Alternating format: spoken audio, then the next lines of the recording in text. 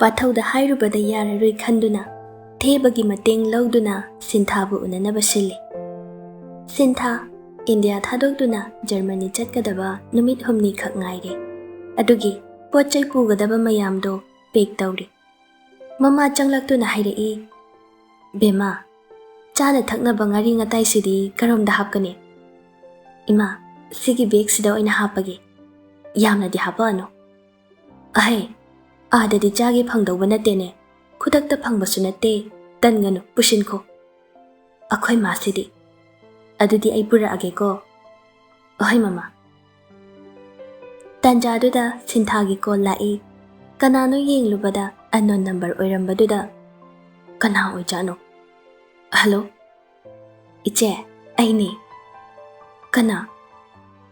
"ꯑꯩ ꯂꯥꯏꯖꯅꯤ." ꯁꯤꯟꯊꯥ ꯁꯛꯐꯝ ꯈꯖꯤꯛꯇꯪ ꯍꯟꯖꯤꯜꯂꯤ, ꯑꯗꯨꯒ ꯑꯃꯨꯛ ꯀꯔꯤꯁꯨ ꯇꯧꯗꯕ ꯁꯥꯗꯨꯅ ꯍꯥꯏꯔꯛꯏ, "ꯑꯣ, ꯍꯣꯏ ꯂꯥꯏꯖꯥ, ꯀꯩ ꯂꯩꯔꯦ?" "ꯏꯆꯦ, ꯑꯩ ꯏꯆꯦꯗ ꯋꯥꯔꯤ ꯑꯃꯇꯪ ꯇꯧꯅꯤꯡꯉꯤ. ꯏꯆꯦꯅ ꯃꯇꯝ ꯂꯩꯔꯗꯤ ꯉꯥꯏꯍꯥꯛꯇꯪ ꯎꯅꯕ ꯌꯥꯒꯗ꯭ꯔꯥ?" "ꯑꯍꯣꯏ, ꯌꯥꯅꯤꯌꯦ." "ꯑꯗꯨꯗꯤ ꯍꯧꯖꯤꯛ ꯌꯥꯒꯗ꯭ꯔꯥ ꯏꯆꯦ?" "ꯍꯣꯏ, ꯃꯐꯝꯗꯣ ꯍꯥꯏꯔꯛꯑꯣ, ꯑꯩ ꯊꯣꯛꯂꯛꯀꯦ." ꯁꯤꯟꯊꯥꯅ ꯂꯣꯏꯁꯤꯟꯗꯨꯅ ꯊꯣꯛꯂꯛꯄꯗꯨ ꯎꯕꯗ ꯃꯃꯥꯅ ꯍꯥꯏꯔꯛꯏ, "ꯑꯩꯃꯥ, ꯀꯗꯥꯏꯗ ꯑꯃꯨꯛ ꯆꯠꯇꯣꯏꯅꯣ?" "ꯃꯃꯥ, ꯑꯩ ꯏꯃꯥꯟꯅꯕꯤ ꯑꯃ ꯂꯥꯛꯏ ꯍꯥꯏꯌꯦ, ꯑꯝꯇ ꯎꯅꯔꯨꯒꯦ."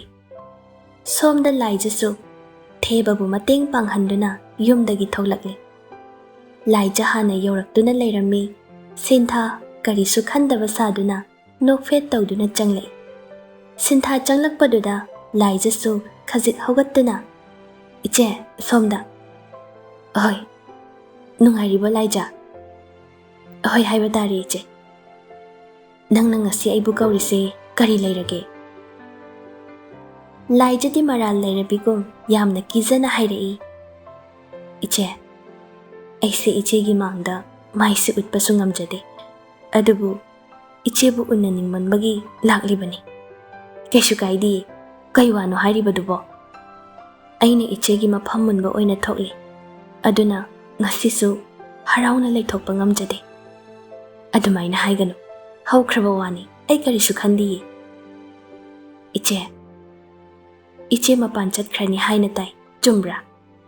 ꯁꯤꯟꯊꯥ ꯅꯣꯛꯐꯦꯠ ꯇꯧꯗꯨꯅ ꯈꯨꯝꯂꯛꯏ, "ꯆꯨꯝꯃꯤ, ꯍꯪꯆꯤꯠ ꯆꯠꯂꯅꯤ." ꯋꯥꯗꯨ ꯇꯥꯕꯗ ꯂꯥꯏꯖꯗꯤ ꯑꯃꯨꯛꯀ ꯍꯦꯟꯅ ꯂꯩꯕ ꯉꯝꯗ꯭ꯔꯦ, ꯄꯥꯈꯠꯅ ꯍꯥꯏꯔꯛꯏ, "ꯏꯆꯦ, ꯌꯥꯔꯗꯤ ꯆꯠꯄꯤꯈꯤꯅꯨ. ꯉꯁꯤ ꯑꯩꯅ ꯏꯆꯦꯕꯨ ꯎꯅꯕ ꯂꯥꯛꯆꯔꯤꯁꯦ ꯋꯥꯐꯝ ꯑꯃꯒꯤꯅꯤ." "ꯀꯔꯤ ꯋꯥꯐꯝ?" "ꯏꯆꯦꯅ ꯍꯧꯖꯤꯛꯁꯨ ꯌꯨꯝꯗꯨꯗ ꯂꯥꯛꯄꯗ ꯏꯅꯦꯅ ꯍꯔꯥꯎꯅ ꯃꯃꯧ ꯑꯣꯏꯅ ꯂꯧꯁꯤꯟꯒꯅꯤ꯫ ꯑꯗꯨꯒ ꯗꯗꯥꯒꯤ ꯊꯃꯣꯏꯗꯤ ꯃꯇꯝ ꯈꯔ ꯂꯩꯔꯒ ꯏꯆꯦꯅꯁꯨ ꯑꯗꯨꯝ ꯐꯥꯊꯕꯤꯕ ꯉꯝꯒꯅꯤ ꯈꯜꯂꯤ꯫ ꯏꯆꯦꯅ ꯀꯥꯏꯔꯝꯒꯗꯕ ꯊꯃꯣꯏꯗꯣ ꯈꯜꯂꯨꯕꯗ ꯑꯩ ꯌꯥꯝ ꯅꯨꯡꯉꯥꯏꯖꯗꯦ. ꯑꯩꯒꯤꯗꯤ ꯈꯟꯕꯤꯔꯨꯅꯨ. ꯑꯩ ꯌꯨꯝꯗ ꯍꯟꯈꯤꯕꯗ ꯀꯔꯤꯁꯨ ꯅꯤꯡꯉꯝꯗꯕ ꯂꯩꯖꯔꯣꯏ." ꯂꯥꯏꯖꯒꯤ ꯊꯃꯣꯏ ꯁꯦꯡꯕ ꯋꯥꯍꯩꯗꯣ ꯇꯥꯕꯗ ꯄꯦꯟꯖꯗꯨꯅ ꯁꯤꯟꯊꯥ ꯅꯣꯛꯐꯦꯠ ꯇꯧꯏ, ꯑꯗꯨꯒ ꯂꯥꯏꯖꯒꯤ ꯃꯈꯨꯠ ꯄꯥꯏꯗꯨꯅ ꯍꯥꯏꯔꯛꯏ, "ꯂꯥꯏꯖ, ꯃꯗꯨꯒꯤꯗꯃꯛ ꯅꯪ ꯌꯥꯝ ꯋꯥꯔꯕ ꯃꯥꯜꯂꯦ. ꯑꯩ ꯊꯣꯏꯗꯣꯛꯅ ꯀꯔꯤꯁꯨ ꯈꯟꯗ꯭ꯔꯦ. ꯍꯣꯏ, ꯑꯍꯥꯟꯕꯗꯗꯤ ꯑꯩꯁꯨ ꯈꯔꯗꯤ ꯅꯨꯡꯉꯥꯏꯇꯦ, ꯑꯗꯨꯕꯨ ꯈꯟꯊꯔꯨꯕꯗ ꯊꯣꯏꯗꯣꯛꯅ ꯀꯔꯤꯁꯨ ꯑꯀꯥꯏꯕ ꯅꯠꯇꯦ ꯈꯜꯂꯤ. ꯑꯗꯨꯒ ꯄꯥꯊꯧꯒꯤ ꯊꯃꯣꯏꯗ ꯇꯥꯔꯤꯕ ꯅꯪꯒꯤ ꯅꯨꯡꯁꯤꯕꯒꯤ ꯃꯃꯤꯗꯣ, ꯃꯗꯨꯗꯤ ꯀꯅꯥ ꯑꯃꯠꯇꯅꯁꯨ ꯀꯣꯛꯍꯟꯕ ꯉꯝꯃꯔꯣꯏ ꯏꯆꯦ. ꯑꯗꯨꯒꯅꯦ, ꯍꯧꯖꯤꯛ ꯏꯅꯦꯅ ꯅꯪꯕꯨ ꯂꯧꯁꯤꯟꯕꯤꯗꯦ ꯍꯥꯏꯗꯅ ꯅꯨꯡꯉꯥꯏꯇ꯭ꯔꯤꯕꯗꯣ, ꯅꯣꯡꯃꯗꯤ ꯁꯣꯏꯗꯅ ꯅꯪꯕꯨ ꯂꯧꯁꯤꯟꯕꯤꯒꯅꯤ. ꯉꯥꯏꯕꯗ ꯀꯜꯂꯨ. ꯃꯌꯥꯝꯒꯤ ꯀꯥꯏꯗꯅꯕ ꯌꯦꯡꯕꯗ ꯄꯥꯊꯧꯒꯤ ꯊꯃꯣꯏꯕꯨ ꯎꯕꯤꯗꯕꯗꯤ ꯇꯧꯕꯤꯒꯅꯨ. ꯃꯥꯅ ꯅꯪꯕꯨ ꯀꯌꯥꯝ ꯅꯨꯡꯁꯤ ꯍꯥꯏꯕ ꯑꯩ ꯈꯪꯏ. ꯏꯆꯦ, ꯏꯆꯦꯒꯤ ꯊꯃꯣꯏ ꯆꯥꯎꯕꯅ ꯇꯧꯅ ꯑꯩꯒꯤ ꯏꯐꯝꯗꯗꯤ ꯏꯆꯦꯒꯤ ꯃꯒꯨꯟ ꯍꯦꯟꯒꯠꯂꯔꯦ. ꯑꯗꯨꯕꯨ ꯀꯔꯤꯁꯨ ꯅꯠꯇꯕ ꯑꯩꯅ ꯏꯆꯦꯒꯤ ꯊꯃꯣꯏꯕꯨ ꯊꯨꯒꯥꯏꯕꯁꯦ ꯑꯩ ꯌꯥꯝ ꯅꯨꯡꯉꯥꯏꯖꯗꯦ. ꯑꯉꯥꯎꯕꯤꯁꯤꯗꯤ, ꯍꯦꯟꯖꯟꯅꯁꯨ ꯈꯜꯂꯨꯅꯨ.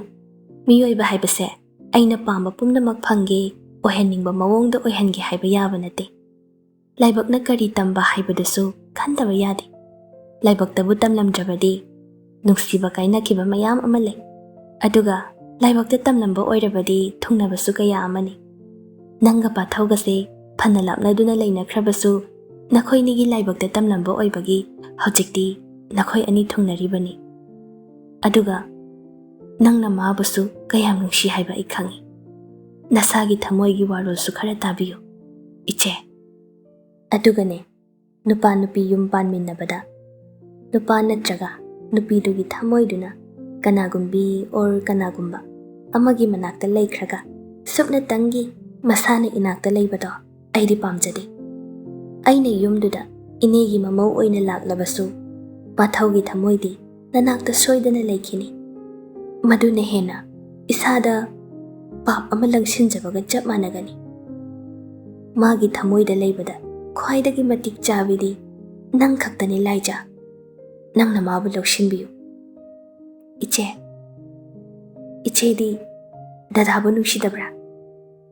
ꯂꯥꯏꯖꯅ ꯂꯥꯡꯇꯛꯅꯅ ꯍꯪꯂꯛꯂꯤꯕꯗꯣ ꯁꯤꯟꯊꯥ ꯅꯣꯛꯐꯦꯠ ꯇꯧꯗꯨꯅ ꯉꯥꯏꯍꯥꯛ ꯂꯩ ꯑꯗꯨꯒ ꯈꯨꯝꯂꯛꯏ ꯍꯣꯏ ꯅꯨꯡꯁꯤꯕꯗꯤ ꯐꯥꯎꯈꯤꯗꯦ ꯍꯥꯏꯕ ꯌꯥꯔꯣꯏ ꯑꯗꯨꯕꯨ ꯑꯩꯅ ꯃꯥꯕꯨ ꯅꯨꯡꯁꯤꯕꯒ ꯅꯪꯅ ꯃꯥꯕꯨ ꯅꯨꯡꯁꯤꯕꯒꯗꯤ ꯑꯗꯨꯛꯀꯤ ꯃꯇꯤꯛ ꯈꯦꯠꯅꯈ꯭ꯔꯦ ꯑꯩꯅ ꯃꯥꯕꯨ ꯅꯨꯡꯁꯤꯕꯗꯤ ꯃꯥꯒꯤ ꯍꯣꯠꯅꯕ ꯀꯟꯕ ꯋꯥꯈꯜ ꯂꯧꯁꯤꯡ ꯂꯩꯕ ꯃꯇꯧ ꯃꯒꯨꯟꯁꯤꯡꯗꯨꯗꯅꯤ ꯉꯥꯎꯖꯈꯤꯕꯅꯤ ꯃꯗꯨꯗꯤ ꯄꯥꯝꯖꯕꯅꯤ ꯍꯥꯏꯕ ꯌꯥꯏ ꯅꯨꯡꯁꯤꯕꯒꯤ ꯋꯥꯍꯟꯊꯣꯛꯇꯤ ꯃꯗꯨ ꯈꯛꯇ ꯑꯣꯏꯔꯝꯗ꯭ꯔꯦ ꯅꯨꯡꯁꯤꯕꯗꯤ ꯃꯥꯅ ꯀꯔꯤꯁꯨ ꯂꯩꯇ꯭ꯔꯤꯉꯩ ꯀꯔꯤꯁꯨ ꯑꯣꯏꯗ꯭ꯔꯤꯉꯩ ꯅꯪꯅ ꯃꯥꯕꯨ ꯆꯣꯏꯆꯥꯡ ꯑꯃꯠꯇ ꯑꯣꯟꯗꯅ ꯅꯨꯡꯁꯤꯗꯨꯅ ꯆꯍꯤ ꯀꯌꯥ ꯃꯥꯕꯨ ꯉꯥꯏꯗꯨꯅ ꯂꯦꯡꯗꯅ ꯂꯩꯕꯗꯨꯅꯤ ꯅꯨꯡꯁꯤꯕꯒꯤ ꯋꯥꯍꯟꯊꯣꯛ ꯏꯆꯦ ꯑꯗꯨꯅ ꯑꯩꯁꯨ ꯃꯥꯒꯤ ꯑꯃꯗꯤ ꯅꯪꯒꯤ ꯅꯨꯡꯁꯤꯕꯕꯨ ꯏꯀꯥꯏ ꯈꯨꯝꯅꯕ ꯄꯥꯝꯃꯤ ꯏꯆꯦꯅ ꯀꯗꯣꯝꯗ ꯁꯤꯟꯊꯥ ꯑꯃꯨꯛꯁꯨ ꯅꯣꯛꯐꯦꯠ ꯇꯧꯗꯨꯅ ꯍꯥꯏꯔꯛꯏ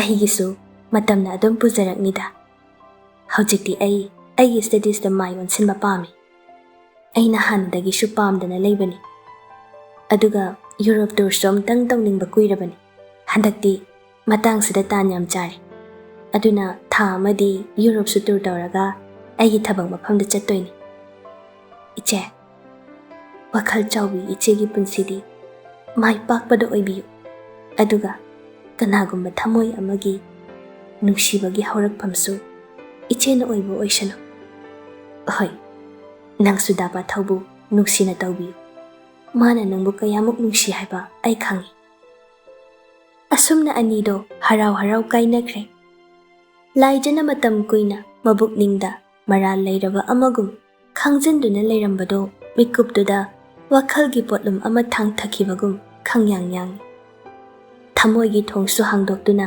ꯃꯅꯤꯡ ꯇꯝꯕ ꯆꯦꯛꯂꯥ ꯑꯃꯒꯨꯝ ꯄꯥꯏꯅꯤꯡꯕ ꯄꯣꯛꯂꯛꯏ ꯁꯤꯟꯊꯥ ꯂꯥꯏꯖ ꯎꯅꯔꯨꯔꯒ ꯍꯜꯂꯛꯄ ꯂꯝꯕꯤꯗ ꯒꯥꯔꯤꯗꯨ ꯊꯧꯅ ꯊꯧꯅ ꯅꯤꯡꯁꯤꯡꯂꯛꯏ ꯅꯣꯡꯃ ꯑꯊꯦꯡꯕ ꯑꯍꯤꯡ ꯑꯃꯗ ꯄꯥꯊꯧꯅ ꯏꯔꯛꯈꯤꯕ ꯋꯥꯆꯦꯞꯀꯤ ꯃꯦꯁꯦꯖ ꯁꯤꯟꯊꯥ ꯄꯨꯡꯁꯤ ꯊꯦꯡꯂꯤ ꯑꯗꯨꯕꯨ ꯑꯩ ꯉꯁꯤꯗꯤ ꯀꯔꯤꯒꯨꯝꯕ ꯈꯔ ꯅꯐꯝꯗ ꯁꯦꯡꯗꯣꯛꯅꯤꯡꯕ ꯐꯥꯎꯏ ꯐꯣꯟꯗ ꯍꯥꯏꯕꯗꯤ ꯍꯥꯏꯅꯤꯡꯗꯕꯅꯤ ꯑꯗꯨꯕꯨ ꯑꯩ ꯊꯦꯡꯊꯅꯤꯡꯗ꯭ꯔꯦ ꯑꯩꯒꯤ ꯋꯥꯔꯤꯁꯦ ꯅꯪꯅ ꯇꯥꯔꯒ ꯁꯥꯎꯅꯤꯡꯕ ꯅꯨꯡꯉꯥꯏꯇꯕ ꯄꯦꯟꯗꯕ ꯀꯌా ꯑꯃ ꯐꯥꯎꯕ ꯌꯥꯏ ꯑꯗꯨꯕꯨ ꯋꯥꯔꯤꯁꯦ ꯑꯩ ꯉꯁꯤ ꯅꯐꯝꯗ ꯂꯤꯊꯣꯛꯇ꯭ꯔꯕꯗꯤ ꯑꯩ ꯑꯍꯤꯡꯁꯦ ꯂꯦꯟꯕ ꯉꯝꯒꯅꯤ ꯊꯥꯖꯗ꯭ꯔꯦ ꯅꯪꯅ ꯑꯩꯒꯤ ꯍꯧꯈꯤꯕ ꯄꯨꯟꯁꯤꯒꯤ ꯃꯇꯥꯡꯗ ꯍꯪꯕ ꯈꯨꯗꯤꯡ ꯑꯩꯅ ꯊꯩꯗꯨꯅ ꯈꯨꯝꯗꯅꯕ ꯍꯣꯠꯅꯈꯤ ꯃꯇꯝ ꯁꯥꯡꯅꯗꯒꯤ ꯑꯩꯒꯤ ꯊꯃꯣꯏꯗ ꯀꯅꯥꯒꯨꯝꯕꯤ ꯑꯃ ꯂꯣꯠꯇꯨꯅ ꯊꯝꯂꯤꯕꯁꯦ ꯑꯩꯅ ꯃꯇꯝ ꯆꯥꯅ ꯅꯐꯝꯗ ꯈꯪꯍꯜꯍꯧꯗꯕꯅ ꯉꯁꯤꯗꯤ ꯅꯪꯁꯨ ꯑꯩꯒꯤ ꯑꯋꯥꯕꯒꯤ ꯀꯣꯝꯁꯤꯗ ꯅꯔꯥ ꯂꯩꯇ ꯄꯨꯊꯍꯜꯂꯤ ꯃꯥꯕꯨ ꯀꯥꯎꯅꯕ ꯍꯣꯠꯅꯕꯗ ꯎꯄꯥꯏ ꯀꯌꯥ ꯊꯤꯈ꯭ꯔꯦ ꯃꯤꯆꯦꯜ ꯑꯣꯏꯅ ꯃꯇꯝ ꯁꯥꯡꯅꯁꯨ ꯂꯣꯠꯇꯨꯅ ꯂꯩꯔꯨꯔꯤ ꯑꯗꯨꯕꯨ ꯑꯩꯒꯤ ꯊꯃꯣꯏꯁꯦ ꯃꯥꯒꯤ ꯃꯐꯝꯗ ꯀꯅꯥꯒꯤꯁꯨ ꯁꯔꯨꯛ ꯃꯆꯦꯠ ꯑꯃ ꯐꯥꯎ ꯈꯥꯛꯇꯅ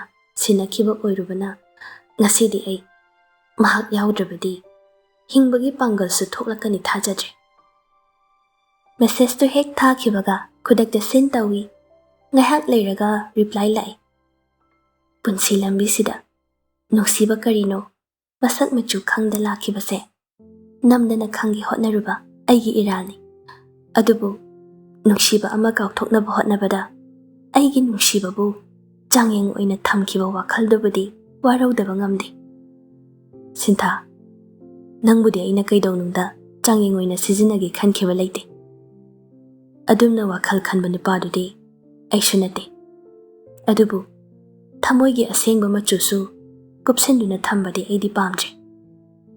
ꯑꯗꯨꯕꯨ ꯑꯩꯗꯤ ꯑꯩꯒꯤ ꯏꯃꯥ ꯕꯕꯥꯅ ꯃꯌꯥꯝ ꯃꯥꯡꯗ ꯏꯀꯥꯏ ꯐꯤꯔꯨꯞ ꯈꯨꯝꯕ ꯌꯦꯡꯕ ꯉꯝꯂꯣꯏ. ꯀꯔꯤꯒꯨꯝꯕ ꯃꯔꯤ ꯑꯃꯠꯇ ꯈꯪꯆꯤꯡ ꯆꯤꯡꯁꯤꯟꯗꯨꯅ ꯀꯤꯁꯤ ꯀꯤꯕ ꯄꯥꯝꯗꯦ ꯍꯥꯏꯅ ꯑꯩꯅ ꯈꯪꯍꯟꯈꯤꯕ꯭ꯔꯥ ꯈꯜꯂꯤ. ꯅꯪꯅ ꯌꯥꯝꯅ ꯍꯥꯊꯨꯕ ꯈꯣꯡꯊꯥꯡ ꯊꯥꯡꯖꯤꯟꯅꯕ ꯍꯣꯠꯅꯔꯤꯕꯗꯨꯁꯨ ꯑꯩ ꯈꯪꯗꯕ ꯅꯠꯇꯦ. ꯑꯩꯒꯤ ꯈꯣꯡꯊꯥꯡꯁꯤ ꯌꯥꯅꯤꯡꯗꯦ ꯑꯁꯤꯔꯥ? ꯑꯗꯨꯕꯨ ꯑꯩꯗꯤ ꯑꯩꯒꯤ ꯏꯃꯥ ꯕꯕꯥꯒꯤ ꯈꯜꯂꯒ ꯂꯨꯍꯣꯡꯕꯒꯤ ꯈꯣꯡꯐꯝꯁꯦ ꯍꯟꯗꯣꯛꯄ ꯉꯝꯂꯔꯣꯏ. ꯑꯗꯨꯕꯨ ꯑꯩꯒꯤ ꯊꯋꯥꯏ ꯋꯥꯈꯜꯗꯤ ꯃꯅꯥꯛꯇ ꯂꯩꯈ꯭ꯔꯦ, ꯊꯃꯣꯏꯁꯨ ꯃꯥꯒꯤ ꯑꯣꯏꯈ꯭ꯔꯦ. I am sorry. ꯋꯥꯈꯜꯗ ꯂꯨꯞꯇꯨꯅ ꯒꯥꯔꯤꯗꯨ ꯁꯨꯝ ꯊꯧꯔꯛꯄꯗ ꯂꯝꯕꯤꯒꯤ ꯔꯦꯗ ꯂꯥꯏꯠ ꯊꯥꯜꯂꯛꯄꯒꯤ ꯒꯥꯔꯤ ꯄꯔꯦꯡ ꯈꯥꯝꯕꯗꯨꯗ ꯋꯥꯈꯜ ꯈꯪꯂꯥꯛ ꯂꯥꯛꯇꯨꯅ ꯕ꯭ꯔꯦꯛ ꯈꯪꯐꯥ ꯐꯥꯏ. ꯁꯣꯔ ꯑꯃꯈꯛ ꯆꯥꯎꯅ ꯍꯣꯟꯗꯣꯛꯇꯨꯅ ꯕꯦꯒꯇꯒꯤ ꯐꯣꯟꯗꯨ ꯂꯧꯊꯣꯛꯂꯒ ꯇ꯭ꯔꯥꯐꯤꯛꯀꯤ ꯔꯦꯗ ꯂꯥꯏꯠꯇꯨ ꯐꯣꯇꯣ ꯀꯥꯞꯄꯤ. ꯑꯗꯨꯒ ꯏꯟꯁꯇꯥꯒ꯭ꯔꯥꯝ ꯆꯪꯗꯨꯅ ꯁ꯭ꯇꯣꯔꯤꯗ ꯀꯦꯞꯁꯟ ꯑꯃ ꯏꯗꯨꯅ ꯊꯥꯒꯠꯂꯤ. The red light doesn't always mean to stop you. It gives you a break before you arrive to the new lane. ꯌꯨꯝ ꯍꯜꯂꯛꯄ ꯂꯝꯕꯤꯗꯣ ꯂꯥꯏꯖ ꯐꯝꯂꯤꯕ ꯁꯤꯠꯇꯨꯗ ꯉꯥꯊꯗꯨꯅ ꯇꯨꯃꯤꯟ ꯂꯥꯛꯏ. ꯁꯤꯟꯊꯥꯅ ꯍꯥꯏꯔꯛꯄ ꯃꯌꯥꯝꯗꯨ ꯅꯤꯡꯁꯤꯡꯗꯨꯅ ꯁꯨꯝ ꯂꯥꯛꯄꯗ ꯌꯨꯝ ꯌꯧꯈꯤꯕ ꯈꯪꯍꯧꯗ꯭ꯔꯦ. ꯍꯦꯛ ꯌꯧꯕꯒ ꯃꯄꯥꯅ ꯈꯔ ꯄꯥꯈꯠꯅ ꯍꯥꯏꯔꯛꯏ. "ꯏꯕꯦꯝꯃ, ꯀꯗꯥꯏ ꯆꯠꯂꯨꯕꯅꯣ ꯅꯪꯕꯣ?" "ꯕꯥꯕꯥ, ꯏꯃꯥꯟꯅꯕꯤ ꯑꯃ ꯎꯅꯕ ꯆꯠꯂꯨꯕꯅꯤ." "ꯍꯩ, ꯅꯃꯥꯅ ꯅꯪꯕꯨ ꯄꯥꯈꯠꯅ ꯍꯪꯈꯤꯕꯅꯤ. ꯏꯃꯨꯡꯗ ꯂꯩꯍꯧꯕꯅꯤ. ꯆꯪꯉꯒ ꯁꯤꯗ ꯆꯠꯂꯨꯏ ꯍꯥꯏꯔꯝꯃꯨ." "ꯍꯣꯏ ꯕꯥꯕꯥ." ꯂꯥꯏꯖꯅ ꯆꯪꯂꯛꯄꯗ ꯃꯃꯥ ꯏꯕꯦꯅꯤ ꯐꯤ ꯑꯀꯪꯕ ꯃꯌꯥꯝꯗꯣ ꯊꯨꯞꯇꯨꯅ ꯂꯩꯔꯝꯃꯤ. "ꯏꯅꯦ, ꯑꯩ ꯏꯃꯥꯟꯅꯕꯤ ꯑꯃ ꯎꯅꯔꯨꯕꯅꯤ. ꯏꯅꯦꯗ ꯍꯥꯏꯔꯝꯗ꯭ꯔꯦ." "ꯍꯥꯏꯔꯝꯗꯕꯤ ꯆꯠꯄꯒꯤ ꯍꯩꯅꯕꯤ ꯂꯩꯒꯅꯨ. ꯊꯕꯛ ꯆꯠꯄꯗ ꯏꯃꯨꯡꯗ ꯍꯥꯏꯔꯝꯃꯒ ꯆꯠꯀꯗꯕꯅꯤ." "ꯍꯣꯏ ꯏꯅꯦ. ꯑꯩ ꯐꯤꯔꯣꯜ ꯑꯝꯇ ꯍꯣꯡꯉꯨꯈꯤꯒꯦ. ꯐꯤꯁꯤꯡꯗꯣ ꯑꯩ ꯊꯨꯞꯄꯒꯦ. ꯊꯝꯕꯤꯔꯝꯃꯣ ꯏꯅꯦ." "ꯌꯥꯔꯦ ꯌꯥꯔꯦ, ꯇꯧꯖꯔꯨꯔꯣ." ꯂꯥꯏꯖꯅ ꯊꯣꯛꯈꯤꯕꯒ ꯃꯃꯥ ꯏꯕꯦꯅꯤ ꯃꯨꯔꯨꯝ ꯃꯨꯔꯨꯝ ꯁꯣꯟꯗꯨꯅ ꯐꯤꯁꯤꯡꯗꯨ ꯊꯨꯞꯆꯤꯜꯂꯤ. "ꯑꯁꯤꯗ ꯆꯠꯂꯨꯒꯤ ꯏꯃꯥ, ꯑꯗꯨ ꯑꯗꯥꯅ ꯇꯥꯟꯅꯕꯁꯨ ꯅꯠꯇꯦ. ꯊꯣꯛꯄ ꯑꯃ ꯍꯦꯛꯇ ꯇꯧꯔꯗꯅ." ꯏꯕꯦꯅꯤꯅ ꯄꯣꯔꯣꯛ ꯁꯣꯜꯂꯤꯕꯗꯣ ꯃꯄꯥ ꯆꯪꯂꯛꯇꯨꯅ ꯂꯛꯅꯔꯛꯏ. "ꯅꯃꯧ ꯍꯜꯂꯛꯈ꯭ꯔꯕꯅꯤ. ꯆꯪꯉꯝꯗ꯭ꯔꯣ?" "ꯍꯣ, ꯆꯪꯉꯝꯃꯦ. ꯃꯊꯪꯗꯗꯤ ꯍꯥꯏꯔꯝꯗ ꯆꯠꯄ ꯌꯥꯔꯣꯏ ꯍꯥꯏꯈꯤꯕꯅꯤ." "ꯑꯗꯨꯗꯤ ꯐꯤꯁꯤꯡꯗꯨ ꯅꯃꯧ ꯊꯨꯞꯆꯅꯤ ꯊꯝꯃꯣꯗꯅ." "ꯁꯤꯕꯨ ꯃꯧ ꯑꯃꯨꯛ ꯉꯥꯏꯗꯅ ꯂꯩꯈꯤꯗ꯭ꯔꯣ? ꯅꯨꯃꯤꯗꯥꯡ ꯋꯥꯏꯔꯝꯒꯤ ꯋꯥꯏꯂꯝ ꯇꯥꯁꯤꯟꯕ ꯃꯇꯝ ꯑꯃꯨꯛ ꯑꯣꯏꯔꯅꯤ. ꯙꯨꯞ ꯊꯥꯎꯃꯩ ꯊꯥꯔꯅꯤ. ꯆꯥꯛ ꯏꯁꯤꯡ ꯊꯣꯡꯅꯕꯁꯨ ꯑꯃꯨꯛ ꯍꯣꯠꯅꯔꯅꯤ. ꯐꯤ ꯊꯨꯞꯄꯒ ꯁꯪꯗꯧ ꯅꯠꯇ꯭ꯔꯦ." ꯏꯕꯦꯅꯤꯅ ꯀꯔꯤꯁꯨ ꯈꯟꯗ ꯅꯍꯥꯟꯈꯩꯒ ꯃꯥꯟꯅꯗꯅ ꯍꯥꯏꯔꯛꯄꯗꯨꯗ ꯃꯄꯥꯗꯤ ꯅꯣꯛꯅꯤꯡꯂꯦ. ꯃꯇꯧꯗꯨꯗ ꯀꯔꯦꯝꯅꯗꯨꯅ ꯍꯥꯏꯔꯛꯏ. "ꯏꯍꯦ, ꯅꯪꯕꯨ ꯅꯃꯧꯁꯤ ꯑꯣꯠꯇꯣꯏꯅꯤ ꯀꯥꯏꯅ ꯍꯥꯏꯈꯤꯕ ꯅꯠꯇ꯭ꯔꯅꯦ? ꯅꯃꯧꯒꯤ ꯅꯨꯡꯁꯤꯕꯅ ꯍꯦꯟꯖꯤꯜꯂꯛꯑꯕꯣ? ꯑꯁꯥꯎꯕꯅ ꯄꯟ ꯊꯤꯡꯕ ꯉꯝꯗ꯭ꯔꯕ꯭ꯔꯣ ꯅꯪꯕꯣ?" "ꯃꯣꯏ ꯕꯕꯥ, ꯀꯔꯦꯝꯅꯔꯛꯑꯅꯨ. ꯅꯆꯥꯁꯤꯅ ꯁꯤꯕ ꯆꯪꯕ ꯈꯪꯗꯕ ꯃꯈꯩ ꯅꯨꯡꯁꯤꯔꯕꯁꯤꯗ ꯀꯔꯤ ꯑꯃꯨꯛ ꯍꯥꯏꯔꯨꯗꯣꯏꯅꯣ? ꯑꯗꯨꯒ ꯑꯩꯕꯨ ꯃꯆꯥ ꯃꯃꯧ ꯃꯤꯅꯨꯡꯁꯤ ꯈꯪꯗꯕꯤꯁꯨ ꯇꯥꯍꯟꯕꯤꯅꯨ. ꯑꯩꯒꯤꯁꯨ ꯏꯃꯧꯅꯤ." ꯅꯨꯃꯤꯗꯥꯡꯗꯨ ꯂꯥꯏꯖꯅ ꯐꯝ ꯊꯥꯔꯤꯕꯗꯣ ꯍꯥꯟꯅꯗꯤ ꯄꯥꯊꯧꯅ ꯆꯪꯁꯤꯟꯗꯨꯅ ꯋꯥꯔꯤ ꯋꯥꯇꯥꯏ ꯁꯥꯟꯅꯅꯕ ꯍꯣꯠꯅꯕꯅꯤ. ꯑꯗꯨꯕꯨ ꯉꯁꯤꯗꯤ ꯇꯧꯗ꯭ꯔꯦ. ꯇꯨꯃꯤꯟ ꯁꯣꯐꯥꯗꯨꯗ ꯐꯝꯗꯨꯅ ꯊꯕꯛꯀꯤ ꯆꯦ ꯆꯥꯡ ꯃꯌꯥꯝꯗꯨ ꯄꯨꯊꯣꯛꯇꯨꯅ ꯌꯦꯡꯗꯨꯅ ꯂꯩ. ꯐꯅ ꯊꯦꯡꯂꯦ. ꯀꯥꯗꯨꯗ ꯇꯨꯝꯕꯁꯨ ꯆꯪꯉꯛꯇꯦ. ꯂꯥꯏꯖꯁꯨ ꯄꯥꯊꯧ ꯇꯨꯝꯗ꯭ꯔꯤꯕꯒꯤ ꯇꯨꯝꯕ ꯌꯥꯗ꯭ꯔꯦ. ꯐꯃꯨꯡꯗꯨꯗ ꯃꯈꯣꯡꯗꯨ ꯌꯥꯟꯊꯗꯨꯅ ꯎꯪꯗꯨꯅ ꯂꯩ. ꯑꯃꯨꯛꯁꯨ ꯃꯉꯛꯇꯨ ꯆꯦꯞꯊꯗꯨꯅ ꯆꯪꯂꯛꯄ꯭ꯔꯥ ꯌꯦꯡꯉꯤ. ꯆꯪꯂꯛꯇꯦ. ꯑꯃꯨꯛꯁꯨ ꯀꯥꯗꯨꯗ ꯍꯪꯒꯠ ꯍꯟꯗꯥ ꯆꯠꯇꯨꯅ ꯂꯩ. ꯑꯗꯨꯁꯨ ꯄꯥꯊꯧ ꯃꯆꯤ ꯂꯦꯡꯗꯦ. ꯇꯨꯝꯅꯤꯡꯃꯟꯈꯤꯗꯨꯅ ꯐꯃꯨꯡ ꯃꯃꯥꯡꯗ ꯊꯥꯔꯤꯕ ꯐꯛꯇꯨꯗ ꯐꯝꯂꯗꯨꯅ ꯃꯀꯣꯛꯇꯨ ꯉꯥꯊꯗꯨꯅ ꯎꯏꯗꯨꯅ ꯂꯩ. ꯄꯥꯊꯧꯅ ꯆꯪꯂꯛꯄꯗ ꯂꯥꯏꯖꯅ ꯀꯥꯡꯊꯣꯜꯗ ꯉꯥꯊꯗꯨꯅ ꯎꯏꯔꯤꯕꯗꯨ ꯎꯕꯗ ꯆꯞ ꯂꯦꯞꯇꯨꯅ ꯌꯦꯡꯗꯨꯅ ꯂꯩ. ꯆꯪꯁꯤꯟꯗꯨꯅ ꯉꯥꯏꯍꯥꯛ ꯃꯅꯥꯛꯇ ꯐꯝꯗꯨꯅ ꯇꯨꯃꯤꯟꯅ ꯑꯃꯨꯛ ꯌꯦꯡꯖꯩ. ꯄꯤꯛꯇꯛ ꯇꯧꯕ ꯃꯥꯏꯊꯣꯡꯗꯨꯗ ꯈꯖꯤꯛ ꯇꯥꯔꯤꯕ ꯁꯥꯏ ꯃꯆꯥꯗꯣ ꯅꯥꯔꯨꯝꯗꯨꯗ ꯇꯞꯅ ꯌꯦꯞꯁꯤꯟꯕꯤꯗꯨꯅ ꯑꯃꯨꯛꯁꯨ ꯃꯤꯠꯐꯝ ꯍꯣꯡꯗꯦ ꯌꯦꯡꯂꯤ. ꯃꯊꯟꯇ ꯈꯜꯂꯤ. "ꯂꯥꯏꯖ, ꯅꯪꯁꯦ ꯑꯉꯛꯄꯅꯤꯀꯣ. ꯅꯁꯥꯒꯤ ꯊꯃꯣꯏꯗ ꯐꯥꯎꯔꯤꯕ ꯅꯨꯡꯁꯤꯕꯗꯣ ꯂꯣꯠꯁꯤꯜꯂꯒ ꯃꯌꯥꯝꯒꯤ ꯈꯜꯂꯤꯕꯅꯤ ꯍꯥꯏꯗꯨꯅ ꯑꯩꯕꯨ ꯏꯔꯥꯏ ꯂꯥꯏꯅ ꯏꯟꯊꯣꯛꯇꯨꯅ ꯊꯝꯕꯤꯔꯤ. ꯇꯁꯦꯡꯅ ꯅꯪꯅ ꯑꯩꯕꯨ ꯅꯨꯡꯁꯤꯕꯗꯣ ꯃꯥꯡꯈ꯭ꯔꯕ꯭ꯔꯥ ꯈꯜꯂꯨꯕꯗ ꯑꯩ ꯀꯤꯕꯁꯨ ꯄꯣꯛꯏ. ꯑꯗꯨꯕꯨ ꯅꯪ ꯌꯥꯎꯗꯅ ꯍꯤꯡꯕꯗ waraba thamoisigi khallaga aina nangbu inakta thamlibani. Masida nangna aibu kayamuk waraurabano. Kayam kuina aibu nangi thamoigi mapanda inthoktuna thamge khallibano. Chepthaduna uiriba makokto haifet haithage tawbada pathaugi khutna ngaktuna khuttuda oina ngathaduna ningaidana tumli. Ngaihak leiraga hairai. Tabro Laija. Laija khumde masa haifet paiduna amukshu hawdoi. Laija se phamungda tumurasi. Kanareroi khanduna pathauna pamkhatuna thangatle. Madudadi Laija sumikap khangtok toklei. Tumtharubagi mamitchu phajana pangba ngamdraduna amuktang chetna uishillaga pangthoktuna tingak pathauda yenglai. Ani do ngaihak mitchanei mitphamsu hongma ngamnaje. Makhuttuna khanghaudana pathaugi ngaksamda kolibadusu thadoke khanje. Pathauna kangkhal haidoktuna phamungduda tapna hifhalli. Laijadi haujiksu pathaubu yengli. Pathauna mabu phamungduda hiphanbado naton anido thengnage khajiktangai. Ngaihaki leinariba phibamduda laijadi mihogi khongjalsu phathaba ngamje. Pathausu adu mangai makhuttuna koliba laijabu thadokningba phauti. Nupaduna mabu phamungda hiphanaba hotnabada masa pumba magi mangda changsinduna sor chaungna honduna mabu mitpham amasu choithoktana yenglibado yenglakanu handokro hainasu hainingdre.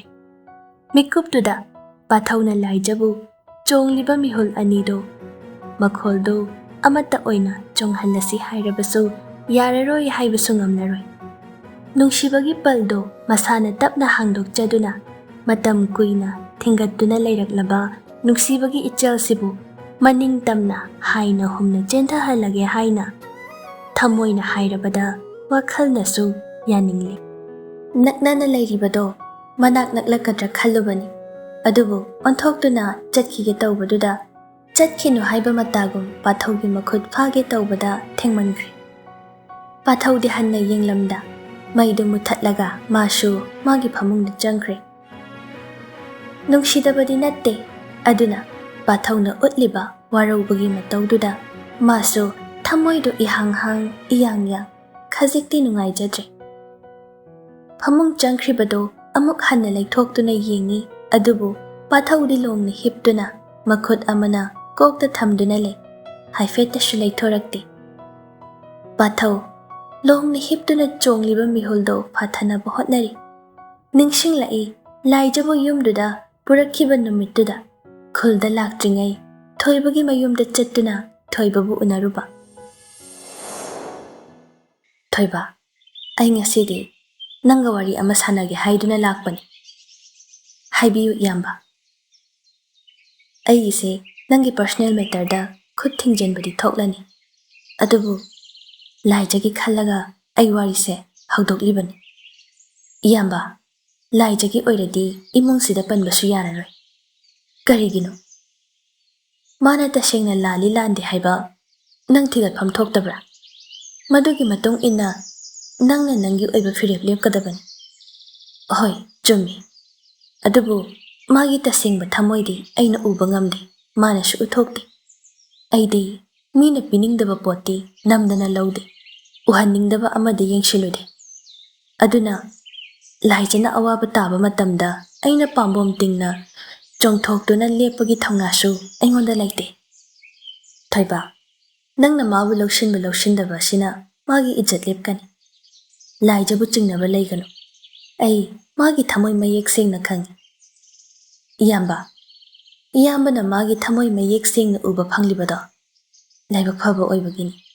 Aidi magi thamoibu uba phangdre. Aduna ai imungi apambagi mayokta magi damak lepa ngamnaroi. Thoiba ngasi iyambana aigi yumda laktuna magi maramda hairiba mayamse karigumba pabungna tarabadi iyambasu yauna michai taba phangani. Aduna magi warise matangsida tensilasi. Pathau laijana tumliba adomda mamaidu leithoktuna haifeti yengi. Adubu mamit amuk ushinduna tumthanaba hotnakre. Nahan makhaidi laija mathanta tumliba phamungdo chawi haiba khallude. Adubu ngasidi mathanta tumbada khangchaw hek chawbagum phawi. Nakalda hanglibado makhut tingthoktuna amuk yeng pathawrumda amuk yeng tawduna tumthaba yada phana kuina le. Mathangi numitni pathaw thebabu kawrai. Theba kai hage tamo ai shomda laye. Ngasidi ai thabak mafamda chatlaroi. Kari atopa thabak lairage tamo. Pathaw laija tanaba khonjeldo kalap tawna hairai. Ai ngasidi thabak ama chatluni aduna office to lakpa ngamaroi. Adudi tamo resort ki finishing yingshine haibadudi. Adudi horen halakpada changa age. Mall gido nangna chatluro aduga phone da hairao. Hoi tamo. Pathaw gi wado mamana taraduna hairai. Hey, kadai chatke hairino nangbo. Pathaw shu amuk laijabu tanaba hairai. Ima sum koithoktabu kuire adugi marup mapang aikhoi khara sum koithose na haiba. Nathanda chatkadro kanaga chatkani. Ima atai marup mapang mayam su yawni. Hoi cheksina chatluko. Hoi ima. Pathaw mathakta amuk kakhre aduga sofa duda famduna wakhal tawri. Tanjaduda laija lakpagi makhol taraduna phone du tap paikhatuna phone da wari sanaba sari. Hoi thengoida. Laijana kari sukhanda bedroom da changkhibaduda pathawna makha tarai. Moishu yawni haibro. Asarani hoisho. Ataidi nupi moi kyam lakni haino. Laija nupi panbaduda chaplepi aduga nakong shingna thangatuna haifetai. Pathaw shu makha tarai. Hoi nupi singidi kai pamge khangde. Ekhoigidi aina dum konanaba purani. Laija chingnadaba ngamdre. Kari thabak no chatawribase khalladuna ngaihak wakhal tawi. Pathaw na hairakpra yenge haiduna phamungdu semjinduna leiringai pathaw shu changlai. Pathaw di kari su thausadana isai ngangduna upudo hangdokduna kari no thiri. Nakalda lepliba laijada michina phaw yenglakpa natte. Matawduda laija sum nungairaktre.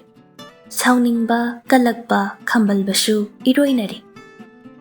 Pathaw upu manungdagi leather jacket jeans mathang lokthokduna phamung mathaktuda sandoktuna thami.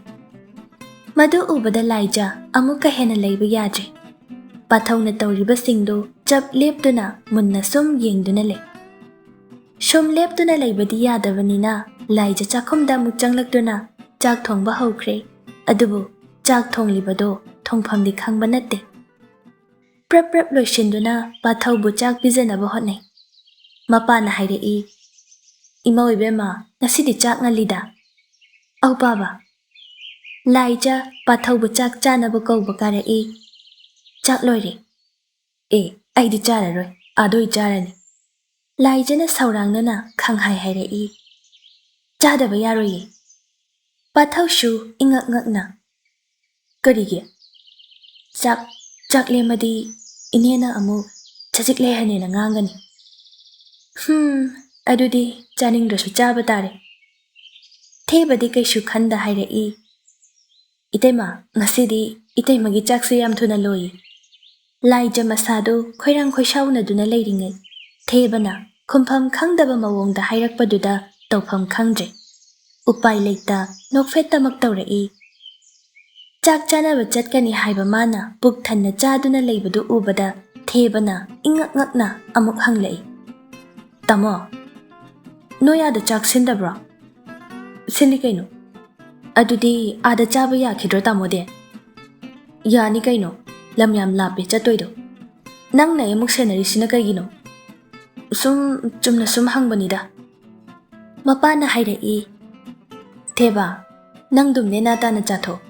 Nang tamona chak charaga nangna yaka khayengdana leire. Au babu. Pathaw thabak amata leitabagum nena tana sofa duda amuk phamdoktuna phone mettuna le. Ngaihak leiraga makhada kumduna garido amuk fazana teithoure. Pathawna tawribado laija mathaktagi chepthaduna yengli. Tawpham khangdre kaduda koichat chatuna mathanta porok sholi. Kadai chutney kanaga chutney haibasu haide. Aduga leather jacket ka puthoktana. Sunglass ka ready tawdana. Nupi thira mamana pakhang machadawna. Amukshu mathanta. Aina khara hairubagiro. Mana koiba chatkani haina tawrisiba. Ish, nupi koigani kainaga. Khangni. Aina chathanbra yung. Suktoktana layringai pathau amuk kakhalai. Isay ngangba sutokte. Laijada suyengde. Bathroom changduna irujaba haukre. Laijade bathroom gi thongdo lonsinduna thamla sira phawba khallabani. Adubu madu oiba yaroi khanduna kari upai tawraga pathau chathaloi khanba hauri. Makhut khujindu chiktuna lamyaiduda koichat chatuna wakhal thadari. Chatlasu leather jacket sida din litlaga chathalaroi khanduna lawsing tawi. Madusu nungairoi khanduna lawsindri. Sum wakhal tawbada wakhal ama khanglak laktuna balcony duda chenthokduna makhada khamliba gari duda munna yengi. Ngaihak yenglaga mamai amuk suktokduna mathanta sholi. As gari nungsi thado uradi inena khangkhradi amu ngangakani. Kaidawni side. Khallingai pathau irujaba tholakibana hale. Tawpham khangda wakhal suthokda balcony duda tumin peri peri tawduna lay. Pathau na loisiliba duda haifet amuk yeng. Ahangbada amuk yeng. Laifam chafam di khangdre. Kadayda no hangge hairasu pathau na thawai na haidabanina hangbasu ngamdre. Jatki no haina khamge khallasu shaunari ni haiduna thawai na kaungna ngangnadabagi khamjabasu ngamdre. Adubu koiba chatkani tawribado chathaningdabana loire. Maru oina nupi mayama yaugani haibaduna